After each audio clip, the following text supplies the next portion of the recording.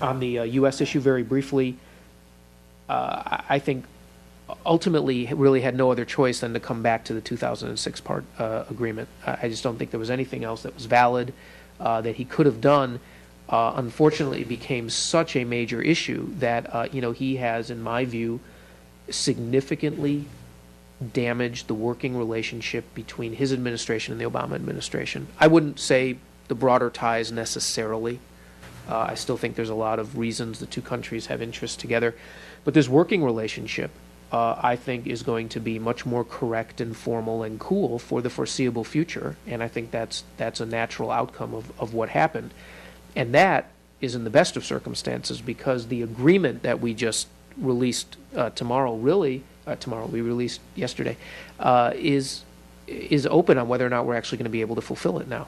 Hatoyama, after raising the issue of getting the Marines off of Okinawa, of really upending this 2006 agreement, has to now go back, as he's already tried to do, to the localities and say, we have to make this work. And they're saying that's going to be very, very difficult, which, if you speak Japanese, is code for not on your life, and you're heading into a big fight. How that actually plays out, I don't know. There are ways Tokyo can push this through, but it will be at high cost to the party. It will be at high cost to Tokyo-Okinawa relations and the like. So it is not a pretty scene over the next couple years in Japan, and a stunning turnaround from 8 months ago, where we really thought that this could be the beginning, potentially, of a new approach in Japanese policy. Do you have time for one more quick I have time question? for one more. Okay, Absolutely. we had one on this side. Hi, thank you. My name is Uchikura Brookings. Thank you very much for providing your great insights, as always. My quick question is that I can share the importance of this trilateral relationship, but however, when discussing this matter, it is wise to cautiously avoid the argument who's going to take the lead, because I guess Korean people is not comfortable with Japan taking actively the lead, so vice versa. Do you have a particular thought on that?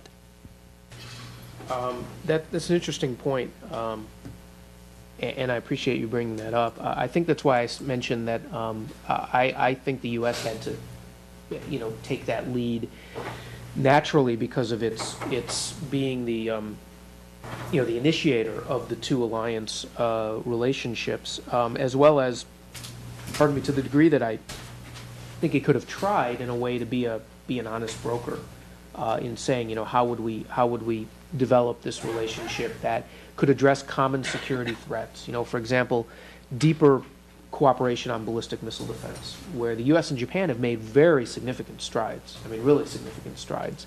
But to broaden that with Korea, working even more closely in their particular region on PSI, for example, or other joint initiatives that share a common objective of preventing proliferation of nuclear materials or weapons of mass destruction or the like, so that you wouldn't approach it very ham-handedly or ham-fistedly, hopefully, to say, well, this is our new set of relations and we're going to do everything together. That's obviously not going to work.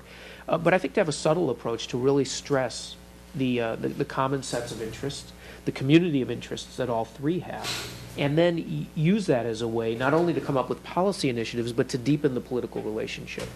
And I think you're right that because of the outstanding issues between Korea and Japan, it would have been very difficult for either one of the two to do it. If you thought this was a good and of value, then I think it would be up to Washington to at least explore tentatively, both talking together and then at times individually with the countries, what the basis of this new type of cooperation might be. I still hope that'll be possible. I still think it's more natural. And I think that it does send a larger signal to the community, to the broader community, the region, about not only the U.S. commitment to Asia, but also the type of Asia that might develop if you had this type of cooperation among liberal nations, and what it could ultimately bring about, which we all hope would be a more stable and more prosperous Asia. Thank you. Thank you, Michael. Thank you all for being here today. Please join me in thanking Michael for his remarks.